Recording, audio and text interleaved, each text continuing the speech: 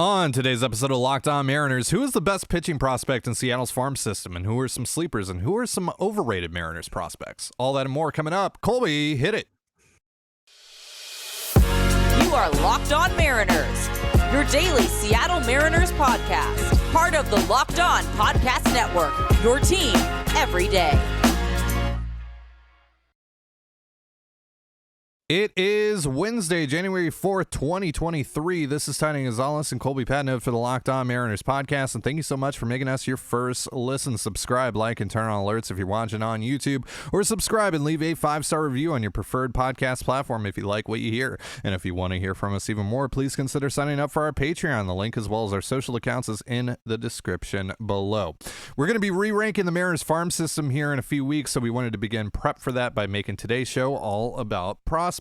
Here's how we're going to do that. First, we're going to talk about who the best pitching prospect in the Mariners farm system is. Is it Emerson Hancock? Is it Bryce Miller? We'll be talking about that. Then we'll discuss where Felnin Celesten could rank for us when he officially enters the organization in about a little under a couple weeks now. We're getting pretty close to him officially signing. And finally, I'm going to give Colby a few prospects, and he's going to tell us whether they're overrated, underrated, or properly rated. But let's talk about the best pitching prospect in the Mariners farm system right now, because there's a bit of a debate going on about that. And there's people in the national side of media that believe Emerson Hancock is the best pitching prospect in the Mariners farm system, but those that are more involved with the Mariners directly believe it's Bryce Miller. So where do you stand, Colby? It's Bryce Miller, and it's not particularly close. Miller's stuff is just better. His control and command is surprisingly better. He's closer to the big leagues, which, again, surprising. And he's more likely, I would say, to be an impact starter than Emerson Hancock. And he also carries a higher floor, because the floor of Hancock is probably mid-reliever.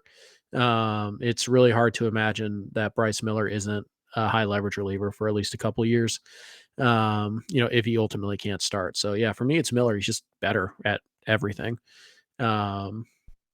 Hancock is still a pretty good prospect. I know I've been hard on Emerson Hancock's prospect status, but he's still overall a very solid pitching prospect.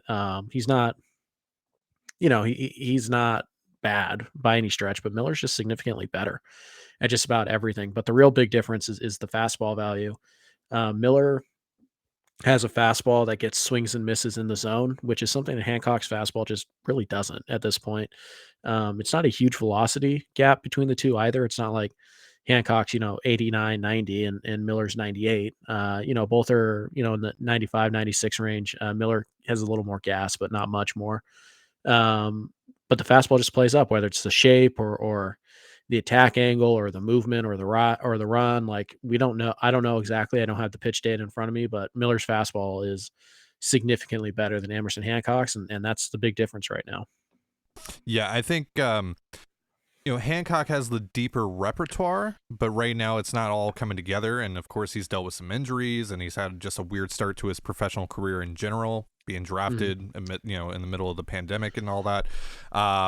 Or really right at the height of the pandemic. And Miller's just had just an overall better start to his professional career. And also, I think that there's a better chance of him being a quality major leaguer than Hancock at this point, because Miller, even if it doesn't work out for him in the rotation, there's a high leverage reliever in there.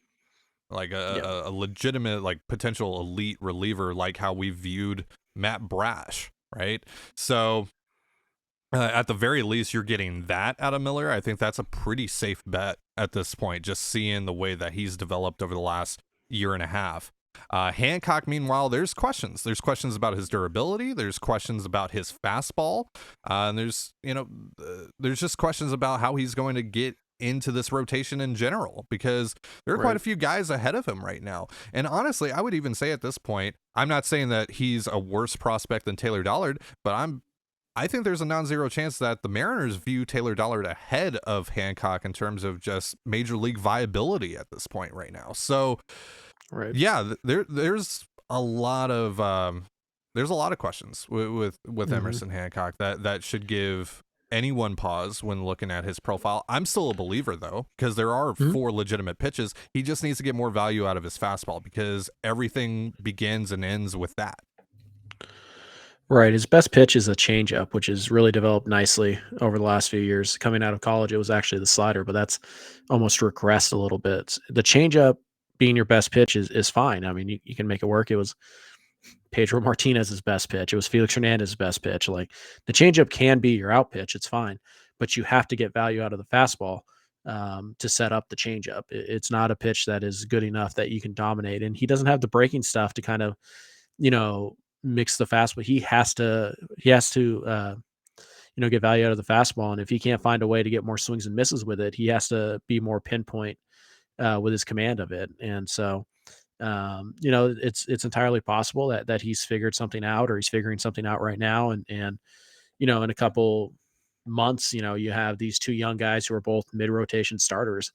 And it's a great problem to have, but we just haven't seen it yet. So, Mhm. assuming that it's going to happen because of essentially draft stock where these guys were selected, that's a fool's errand because Miller has surpassed Emerson Hancock, and I don't know that it's I don't know that's all that close. I don't think there's a real debate to be had here. It just Miller's better right now than Mhm. Emerson Hancock, and like you said, you're not giving up on Hancock. You're not throwing him away in a trade for just anything you can get. Because I still do think that there's a good starting pitcher in there, but you got to find it. You got to find something with the fastball. He's already tried, sinkers. He's done 2 seamers. He's worked with the 4 seamer. He's got to get better shape on it. He's got to get more extension on the pitch. He's got to get some movement. There's something has to change with the fastball, because if it doesn't, then the changeup, while still good, lacks a lot of it loses some of the teeth of the pitch if you Mhm. can't counter with a good fastball too. Yeah, if you can't miss bats with a fastball, it's going to impact the rest of your repertoire, like Colby is saying. So that has to be his primary goal heading into this year. Now, I alluded to some folks on the national side of things viewing Hancock as a legitimate top prospect. Jim Bowden recently in an article wrote about the Brian Reynolds situation and Hancock being potentially valuable for the or attractive as an asset for the Pirates, particularly as a headliner. That's the verbiage that Bowden used with Hancock, is a headliner and a Brian Reynolds package. So should teams value him like that? Should the Pirates value Emerson Hancock like that? Or do you think that Bowden is overblowing this? What do you think is going on here? I I don't know how other teams should value Emerson Hancock because in particular with the Pirates are a team that traditionally, this might have changed over the last few years, but traditionally they've placed heavy emphasis on fastballs. They throw a lot of them. Um, and we've seen guys leave Pittsburgh and start to use their breaking balls more, like Joe Musgrove and Garrett Cole, and it turns their career around. So typically Pittsburgh's been very fastball heavy. I don't have the numbers in front of me. I don't know if that trend's continued, but if you're a fastball organization, right, and the guy that you're looking at doesn't have a good fastball, I mean, it would lead me to believe that you probably shouldn't value that guy that highly. But apparently, Pittsburgh, at least based on what we've heard, does like Emerson Hancock enough that it's keeping the Mariners in this trade in these trade talks. So I'm not really sure. Maybe they think they can make the fastball better. I don't know how Pittsburgh's going to handle that. And honestly, if you're Pittsburgh, it might not even matter because you probably want both. You probably want Miller and Hancock Mm. in this type of deal. So yeah, it's always tough to know how other teams are going to value, your prospects. But typically speaking, just based on history, Hancock feels like a weird fit for Pittsburgh, just typically on what the Pirates look for in their starting pitchers. Yeah. So, maybe it's a matter of the organization feeling that he's a lot closer than maybe the Mariners do, or Mhm. feeling that they know something that the Mariners don't and can help, Hancock work on that. Um, we'll see. Again, the thing that we all have to keep in mind here is that every team views prospects differently than others, right? And no one, no team goes off of the pipeline rankings, the Baseball America rankings, none of that. They all have their in-house, not necessarily rankings, but, feelings on certain guys and certain prospects. So everyone's differently valued by, each team. So just something to keep in mind there as this, Brian Reynolds saga and any other trade, trade rumors continue to go around here. All right, so let's switch gears. Let's talk about Felnin Celesten, who's going to be one of the top international signings in a couple weeks, prospect signings. A little bit on the older side, but there's a lot of excitement around him. He's going to be entering the Mariners organization, but where could he place in our rankings? We're going to be talking about that in just a moment. But real quick, a reminder, this episode of Locked On Mariners is brought to you by Bet Online. BetOnline.net is your number one source for sports betting info, stats, news, and analysis. Get the latest odds and trends for every professional and amateur league out there. From pro football to college bowl season and basketball, we've got it all over at BetOnline.net. And if you love sports podcasts, you can find those at BetOnline as well. We're always the fastest and easiest way to get your betting info. Head to the website today or use your mobile device to learn more. BetOnline is where the game starts.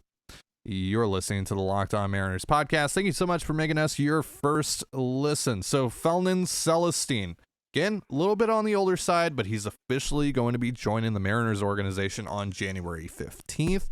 A lot of excitement around him. There's been crazy player comps thrown around on him, like Francisco Lindor. There was a time where a lot of folks in the Mariners community were saying whenever he signs, he's going to be number one in this farm system, but that's died down a little bit here as of late. And ultimately, even though that he's on the older side for the international signing period, he's still 17 years old. So that's a wild card. That's a shot in the dark. There's no way to really project a 17-year-old. So Colby, but knowing what the talent is there, because there's a lot of it there. There's a lot of raw talent that Felnin Celesten possesses. A lot of excitement. Where do you foresee him fitting in your personal Mariners prospect ranks once he officially joins the organization? I would say he's probably going to be 3 or 4.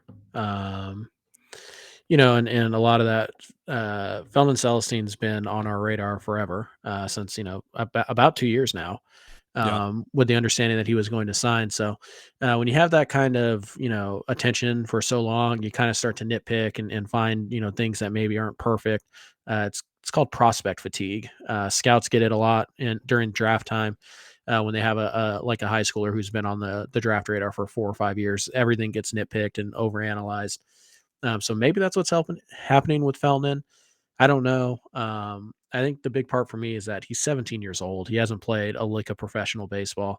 We have no idea how he's going to react to this. And so I think it's just kind of a hedge, but upside ceiling wise, he's definitely up there with Harry Ford. If both guys reach their ceiling, it's a toss up, because both guys at their ceiling stay up the middle and are incredible athletes up the middle and hit, again, playing up the middle, which is a huge thing when you're talking about prospects. So for me, he's probably going to be number 3, maybe number 4. I just have a hard time imagining that I would feel comfortable putting him ahead of Bryce Miller or Harry Ford without ever seeing him play. I've never seen him play. So it's a little tough. I'm going off of other people's opinions and I don't have stats. And so I the other people whose opinion I trust, they think very highly of him. But I again, until I have numbers in front of me, he's probably not going to be number 1. And it's going to take a while because he's going to start the year. He's going to start, in the DSL and until he gets stateside and we start seeing what he does against older competition, it's kind of tough to judge these guys. You never really know which way they're going to go. Yeah, it's a legitimate toss-up here. Like I said, it's a shot in the dark because he's just so young. You don't know how he's going to develop. You don't know how his body is going to develop, and that's really the most important part because that can change his profile immensely. And ultimately, the thing that we're going to have to say when we do our prospect ranks is that, we haven't seen this guy. Right? You and I haven't gotten eyes on him. We're not down there. We're not watching him. We're going off of, words from a guy who knows a guy who knows a guy who knows a guy, right? That's really what we're going off of. And we're going off of a few videos and just kind of making our conclusions from that. And that's just all we have to really work with here. But just, kind of just going off of what we know, I think he's probably going to end up in that, he's definitely going to be top 5 for sure. I don't think that I'm going to put him ahead of the likes of Harry Ford and Bryce Miller and maybe even someone like Cole Young for now. But I could see Celesten quickly rise. I might be a little more conservative on where I place him, just because I just don't know a lot about him. I know there's a lot of upside. But I haven't seen that for myself. I can't confirm that myself. So he might end up just being 5 in my prospect ranks, and that's really not anything against him. It's just personally, I don't feel comfortable putting him any higher or making any sort of large proclamation like that, without, again, confirming it myself. All right. So let's switch gears here. Let's play a little fun game. Colby, I'm going to give you some prospects in the Mariners farm system right now. And it's going to be a wide variety. It's going to be some top guys. It's going to be some middling prospects. It's going to be guys that might even be outside of most people's top 30s. But I want to ask you if they are properly rated, overrated, or underrated relative to where you see them ranked by other prospect outlets and how you see fans value them, whether it be through our Fan Fiction Friday episodes where they're included in trade packages or what have you. So, sound good to you? Not really, but I assume we're going to do it anyway. So we're going to do it anyway. I'm going to force you. Yeah, I'm going to force you. So it's more of a formality type of thing. Okay. Yeah, no, exactly. I was just, trying to extend the olive branch here. All right, let's begin with Cade Marlowe. A lot of people love Cade Marlowe. He's won awards down in the minor leagues. He's older, of course, but he has hit at every level of the minor leagues thus far, and he's likely going to be quite involved in a competition to make the 26-man roster this spring after being added to the 40-man. So, how do you feel about Cade Marlowe? Overrated, underrated, or properly rated? Marlowe's interesting. I think he's won the CTZ award back-to-back years. The minor league award they give, maybe the Edgar Martinez award. I can't remember. He's won an award back-to-back years, the same award. It's basically like best hitter in the organization. He's overrated. And I think a big part of the reason he's overrated is that he's got some skills, don't get me wrong. And certainly the power surge that we saw last year is really nice. And it certainly helps his corner outfield profile. You can fake it in center field. He's not great out there, but you can get away with it. He's got good speed. He always has, a lot of contact skills, but he's struck out a lot last year, which is especially concerning considering he's old for the level in AA and AAA. He's an older prospect. So the fact that, I think he struck out like 40% of the time in a small sample in AAA, but it was still, 28, 29% of the time in AA around that. So it was not like he was, just, AAA was just a little hard for him and then he figured it out. Strikeouts are a big concern. If you can't hit minor league pitching with regularity, it doesn't lead me to believe that you're going to have much luck against major league pitching because the gap is so huge. So I think he's overrated. I don't, now again, if the consensus comes out and he's like 22, like, okay, yeah, that's fine. But he is not like, I think I saw one person say he's a top 10 prospect in the organization. No, he's not. You can't strike out 35% of the time in the minors and be in the top 10 of anybody's organization. Sorry. Next one, Lazaro Montes, who recently entered the Mariners organization. The reason why I'm asking you this, and I think I know where you're going with this, especially after what I'm about to say. See a lot of folks saying he's the next Yordan Alvarez. So, properly rated, overrated, underrated. The Yordan comp is ridiculous. I get why it's made. They're both similar size. They're both, kind of future DH only types. And there's a lot of bat speed and power in Montez's game. So I get it from that perspective, but come on. Yordan Alvarez is like the top 3 or 4 hitters in all of baseball. No, that part's ridiculous. But based on what I've seen people's ranks, they have them in the 5 to 8, 9 range, somewhere in there. I think that's about right in the Mariners system. Obviously, there's a lot of things, Felnin Celesten, that we just said about Celesten that apply to Montes as well, although Montes does have some pro ball experience at this point now. But no, I think that's right where he belongs. The upside on the bat is significant. It's not 170 WRC plus significant, but it's pretty significant. So Yeah.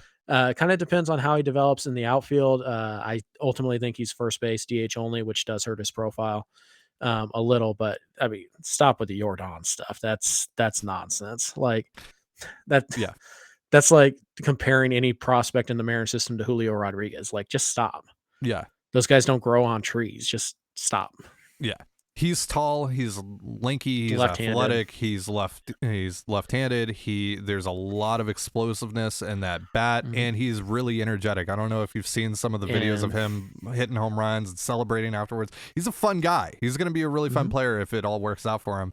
But yeah, I think he's a little slightly overrated, but I'll say for the most part, properly rated.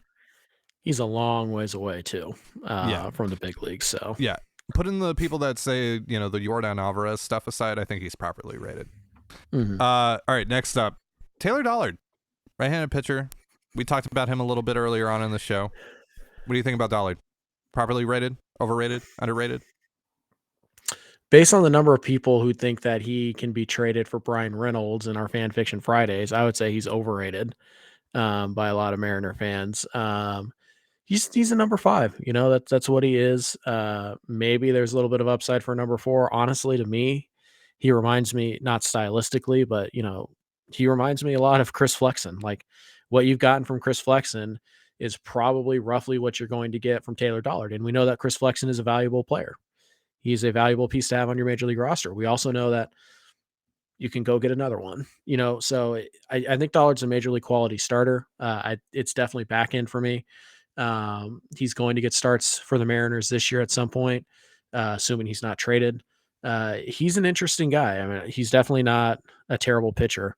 And he's not a bad prospect at all. It's just, I see people like, oh, well, him and Bryce Miller are pretty interchangeable, right? Like, no, not at all. So yeah, I think to Mariner fans, he's overrated. I would guess, just as a whole, again, without seeing all the major outlets, prospect ranks, I don't even think most outlets have those up yet.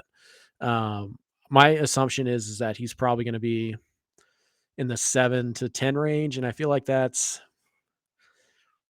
about right. I think I'll probably have him 9 or 10. So I think industry wise, he's probably properly rated. Mariner fan wise, I mean, he's not carrying the water in any trade, guys. You gotta chill on Taylor Dollard.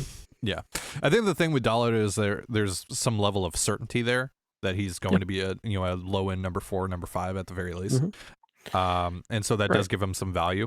But yeah, at the end of the day, I mean, that only gets so much value. Right. And he certainly had a very good year in Double-A. I mean, that's great, but he wasn't good in 2021 at all. So like, what are you going to believe? And by the way, he's going to be 24, in a month. So it's not like he's, 21 and he's working through some stuff. He's 24. He should be about ready to go. And I think he was drafted in the 5th round of the shortened 2020 draft. And so, yeah, he was their last pick of that draft. So if you get him to the majors and he's the number 5 starter, that's a heck of a draft pick. So, but Dollard to me, a little bit overrated by fans. He's just number 5. I totally forgot that they only had 5 rounds in the 2020 draft. They still made 6 picks. Oh yeah, that's right. Yeah, they did. Yeah. That was a fun draft. Can you name all 6 players that got drafted? Ooh, all right. So Hancock. Yep. Dollard, obviously. Levi Stout. God, who was their 2nd round pick? Was Stout in that one? Yeah, Stout was in that one. Was he the 3rd? I think he was the 3rd round pick. Yeah. Okay. Who was the 2nd rounder? Well, they had a comp round pick and a 2nd rounder. Wait, was that Williamson? Was Williamson on that draft, or was that the year before? Year before. Yeah. This is a guy we always make fun of, MLB Pipeline, for having Zach Deloach. Zach Yeah. Deloach. Yeah, Zach Deloach. Thank you for reminding me. And then their Yes. comp pick was traded last winter. Oh, Connor Phillips. That's right. Yeah. And then the 4th rounder was your boy. Caden? Yep. There you go. Was it actually Caden? Was Caden the 4th Yeah. round pick? Wow. Yeah. Damn. Pretty sure. Yeah, that's crazy. I'll double All right. check, but I think we nailed it. Brian Wu. He's a lot of fun, man. He's a lot of fun. But how do you feel he's being rated right now? Is he He's underrated? Yes. Yeah. He absolutely is. Brian Wu has a good chance to be in my top 5. Yes, and I understand the hesitancy on that because, it was only 16 starts, and you look at the overall numbers, they're not great. But you know what is great? 84 strikeouts and 57 innings, 98, 99 mile an hour fastball, wipeout slider. There's a high leverage reliever in Brian Wu, and there's a non-zero chance he can start because that changeup really showed some things out of the rotation. I think he's going to start the year in Double-A. I think he's going to have a shot to pitch in the big leagues out of the bullpen this year. This is a guy, by the way, first full year off of some major injuries too. So he's still kind of building his way back. Brian Wu has exceptional stuff, and he's exactly the type of guy that the Mariners turn into something pretty valuable. So I think a lot of people probably have him, 13, 14, somewhere in that range. I think he's going to be inside the top 10 pretty easily for me, and maybe even the top 5. Brian Wu is a really interesting arm. Love that call. Big Brian Wu guy as well. He's going to be pretty high in my personal ranks as well. Prelander Baroa, overrated, underrated, improperly rated. How do you feel? Overrated. He's a reliever to me. He's one of those guys that he has really good stuff, just can't find the strike zone. Right. Those guys are a dime a dozen. Right. And obviously, it's not like he's an imposing size or anything. Like there's nothing more for him to grow into. He's pretty much tapped out physically at this stage. And unless the control and command improve significantly, he's a reliever and probably a pretty decent one. The fastball and slider combo is wicked. He'll make big league hitters look foolish on those pitches. To me, there's just so much Diego Castillo in there. And we know, how good Diego can be when he's good. When he struggles, oh boy, like turn the TV off, it's going to get ugly. So, and I just feel like that's who Prelander Baroa is. And I think he's probably going to be in the top, 8 or 9 for a lot of people. To me, because he's a reliever. Like I think Prospects Live had him ahead of Emerson Hancock. That's ridiculous. That is absolutely ridiculous. He's nowhere near. He's not even in the same level. And I like Baroa as a prospect. He's a solid prospect. I just think he's a reliever. So for that reason, he's overrated. What about Postlander Baroa? Overrated? Underrated? Well, the sequel, as we know, is never as good as the original. So true. Yes. All right. I threw this one in for a particular reason. Michael Arroyo, infielder. Overrated, underrated, properly rated. Again, this is one of those guys I don't really know where he's ranked. He's underrated. He's the next Edgar Martinez. You heard it here second. No. So you heard it here second, yeah. Yeah. I actually think he is underrated though. I really do like the hit tool. It's a lot of fun to watch. The clips that we've seen of him. I think he can hit. I think he's going to be, kind of the surprise like steal of that draft of that international signing class last year. Whether or not he could stick at third base, I don't know. Right, he's still a shortstop, I think, right now technically, but I think ultimately he's probably moving to third base. It's going to come down to the power with him. Can they extract average 25 home run power for the position? And if they can, I bet he's probably. Look, he's a long ways away, and a lot can happen. But like, if you ask me, like, what's his ceiling, his absolute ceiling? 270, 280, 25 home runs, average third base defense. Like that's a darn good player. So I feel like Arroyo is probably a little underrated, to be honest. Isaiah Campbell.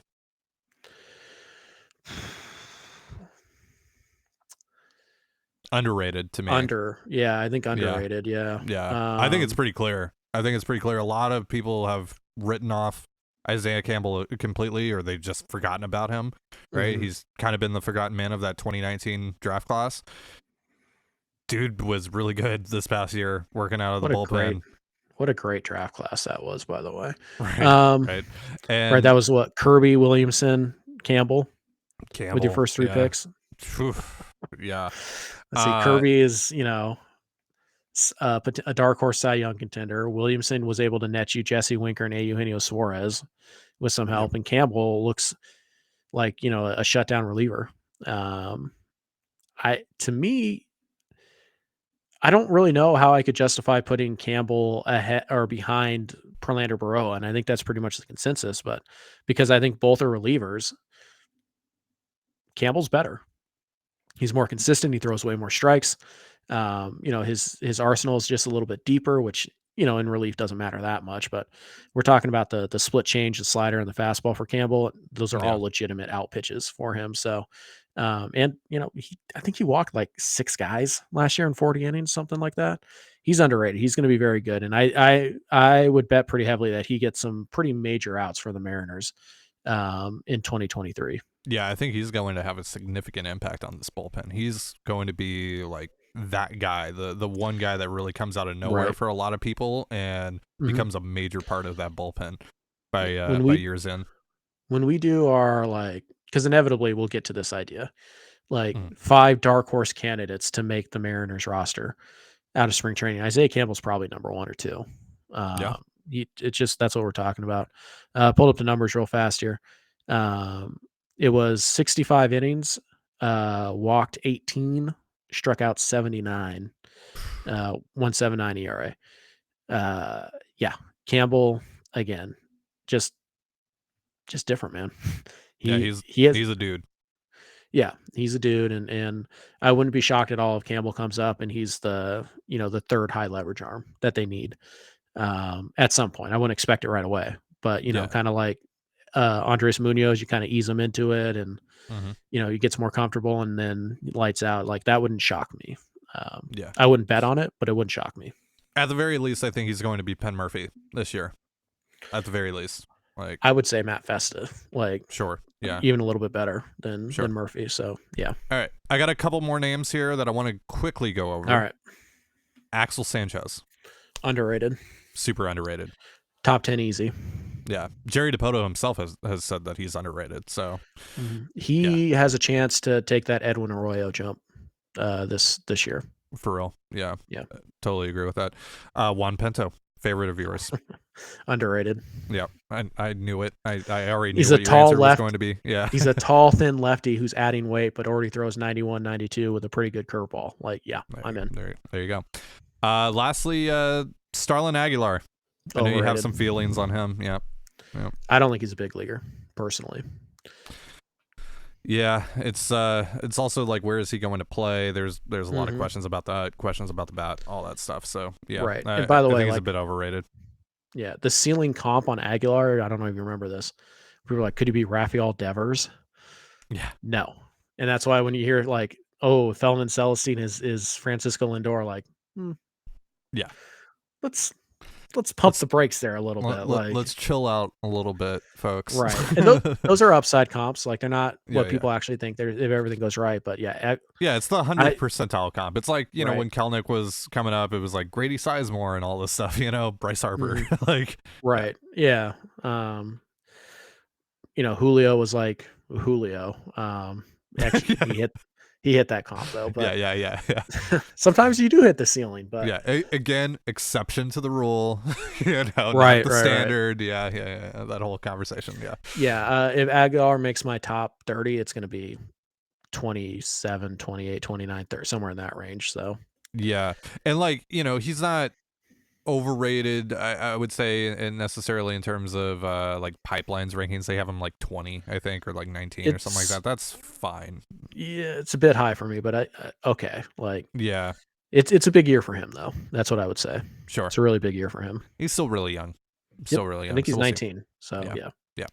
All right, that's going to do it for our show. Thank you so much for joining us here on the Locked On Mariners podcast. For Colby Patnode, I'm Trident Gonzalez. Be sure to give us a follow on Twitter at @LO_Mariners. You can follow me at Dane Gonzalez. It's DANEGNZLZ. And Colby at CPAT11. That's CPAT11. You can also find all that stuff in the description of this episode. And thank you again for making us your first listen. Now make your second listen Locked On MLB Prospects. funny enough, we switched things up to Locked On MLB Prospects on today's show.